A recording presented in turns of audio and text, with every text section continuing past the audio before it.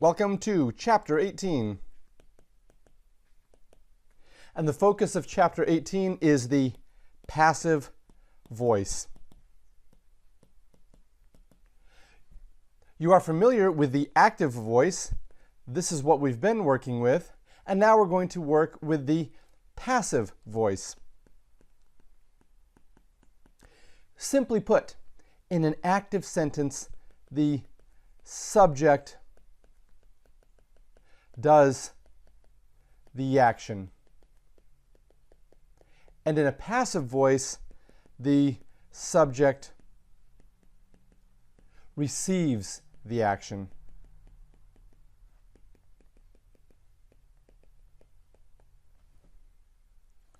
What do I mean?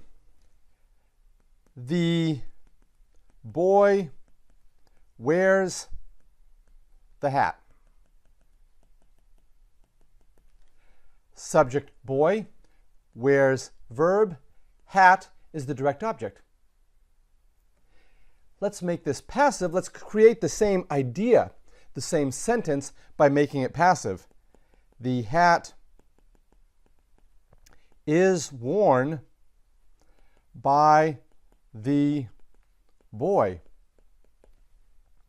Hat is the subject, is worn is your verb, and then by the boy is your agent. It tells you who did the action or what did the action. The boat was hit by a shell or a rock. I don't know, whatever's going on. That you're going down on a boat and something hits the boat is hit by the wave. The boat is hit by the wave. That's passive because the boat receives the action. In English, the passive voice has this business right here. This is. In Latin, as you can expect, we're not going to throw in a word for the verb is. Is an indicator in English to show you that this is a passive voice. It is not the same as like he is tall, he is short, she is smart, she is happy. This is a different is. This is kind of a helping verb is to indicate the voice, the active or passive voice. In Latin, no surprise, this is going to be handled by verb endings. So you have your active endings. And you know that they are O, sometimes M in the future tense, O or M, S, T, M, U, S, T, I, S, N, T. Those are your active endings. Here are the passive endings.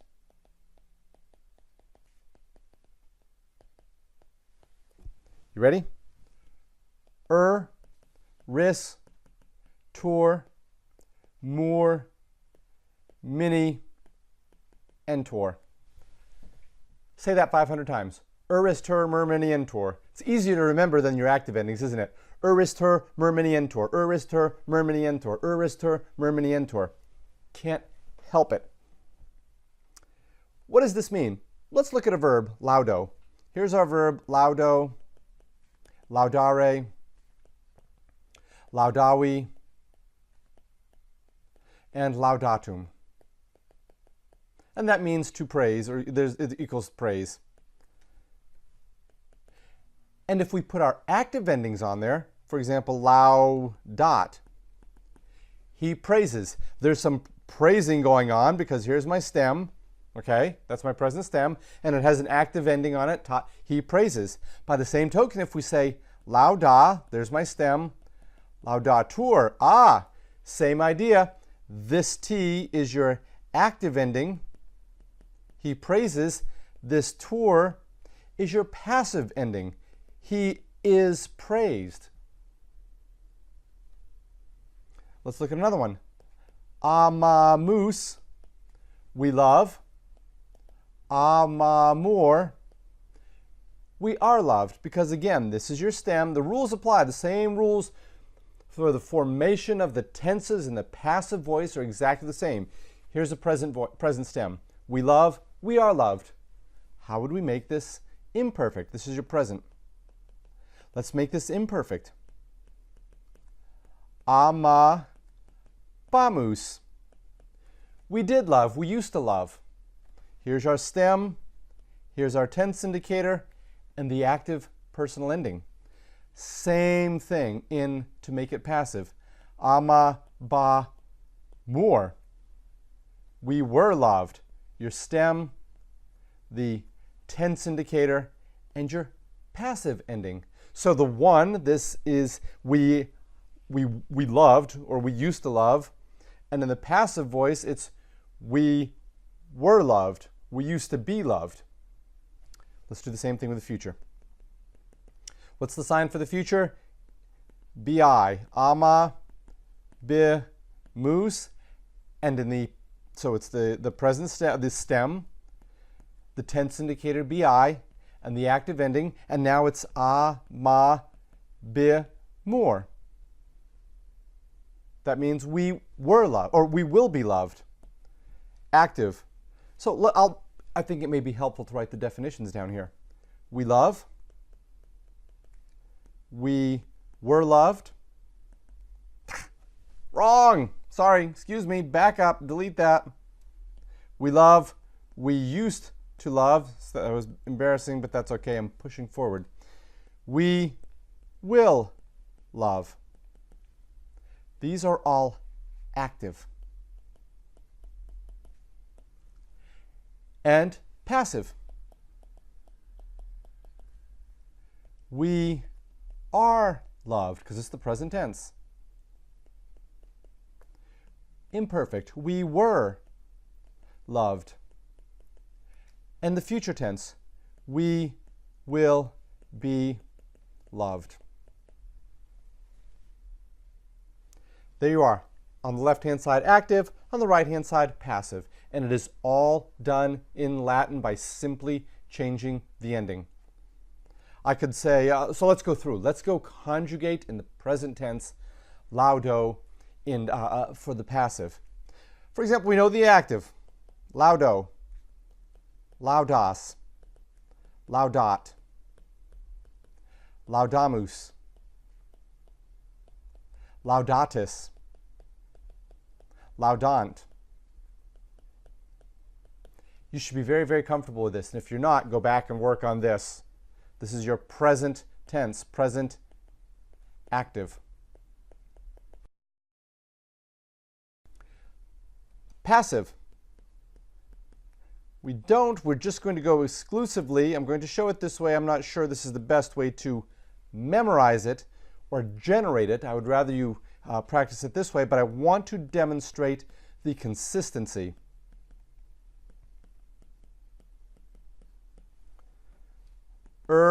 Ris, tour, more, mini, entor. Present, passive.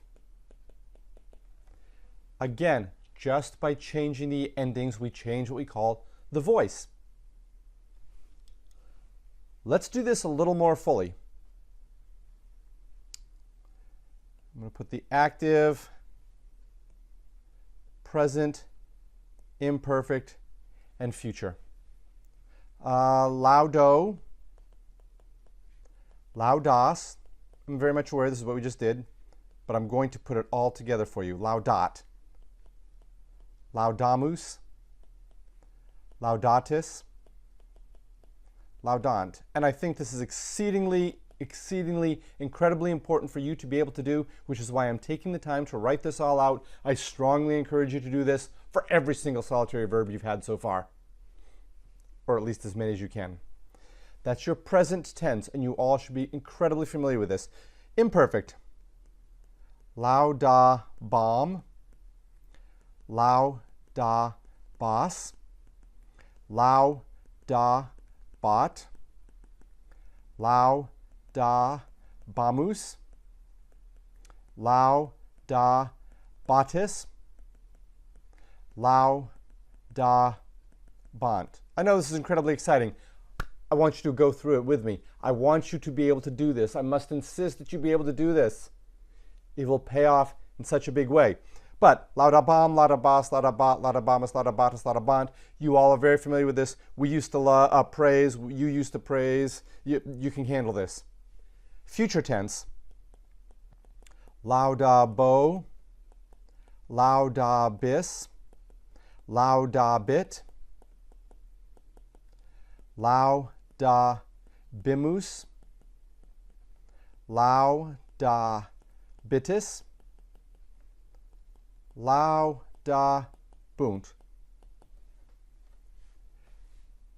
You should all be able to do this. Conjugate in the present system, meaning the present, imperfect, and future, the verb laudo in the active voice. Now we're going to do it in the passive voice. And if you thought the active was exciting, wait till you hear the passive. And I know, mildly tedious, but it is so, so important. You should be able to do this.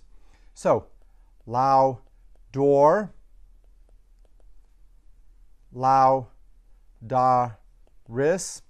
I think I said laudar, excuse me, laudaris, laudator, laudamur, laudamini, laudantur. Look at the comparison between the left and the right. They're they're almost exactly the same except for the endings. Let's do the future. I mean the imperfect. Laudabar, laudabaris, laudabatur,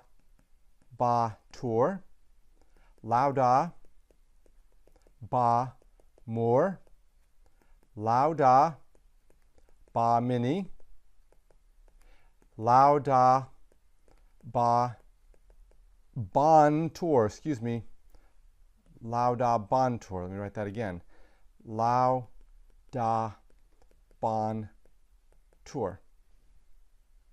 Again, notice the similarities between the left-hand side and the right-hand side, the active and the passive. Laudaba, it all has the stem and the tense indicator of be. You only change the endings, tur, murmini, entor. And the future you're going to see is the same way. Welcome to the future. Laudabor, lauda, I'm going to write this wrong, and I want you to hold on for just a second. Laudabiris, laudabitur, laudabimur, laudabimini, bimini,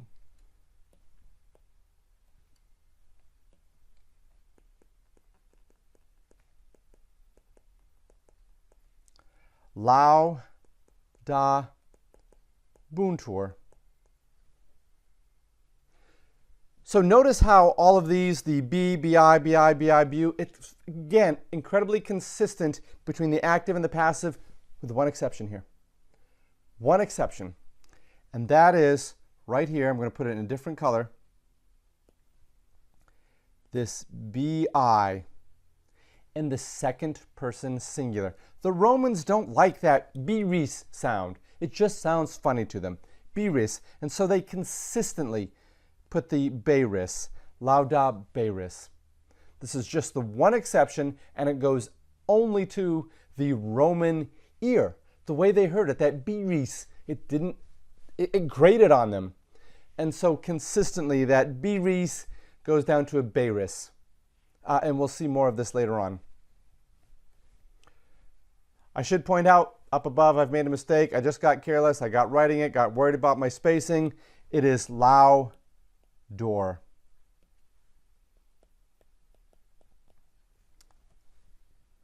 So just laudo, laudor. So excuse me for that. Easy for me to adjust and go back and do it. But there you have it. Active, passive. All by changing endings and one little tweak, one little exception in that second person singular in the future. There's an implication to all of this. Number one, the passive sentences do not have direct objects.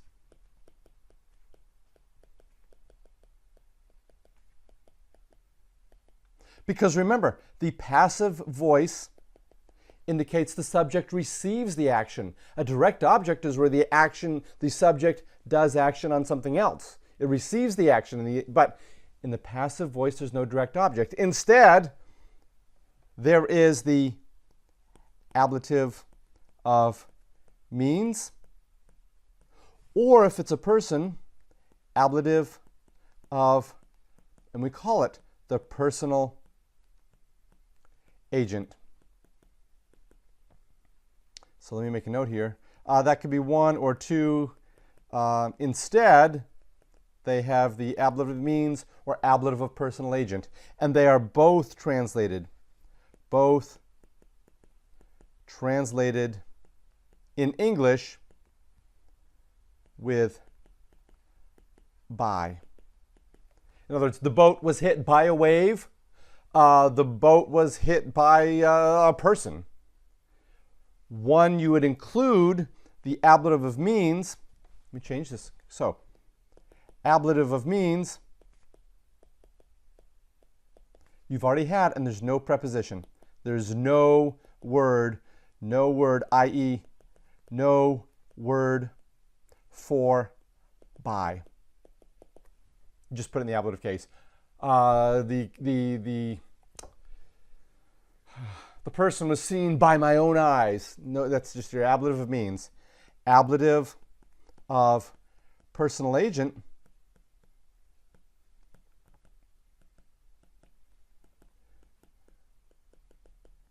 equals preposition. You're going to use a or ob. That's your Latin word for by. Well, which one? It's the same exact thing. Compare a or an. When do you say a, and when do you say a or an? A equals before a consonant. In English,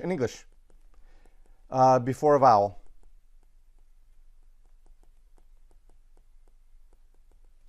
In other words, a cat, but an apple. That's all it is. Nothing magic between a or ob. Same thing. If he was seen by Cicero, but ob Anastasia. Why? Because Cicero begins with a consonant and Anastasia begins with a vowel. That's it. Nothing more magical about that. That's your passive voice. A whole new set of endings, but let's face it, really fun to say, Uristur murminientur.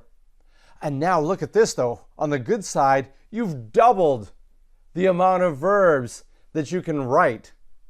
And that is something to be happy about. Work on your conjugations. Conjugate. Do what I've done here that's on the screen now with as many verbs as you can do in Latin.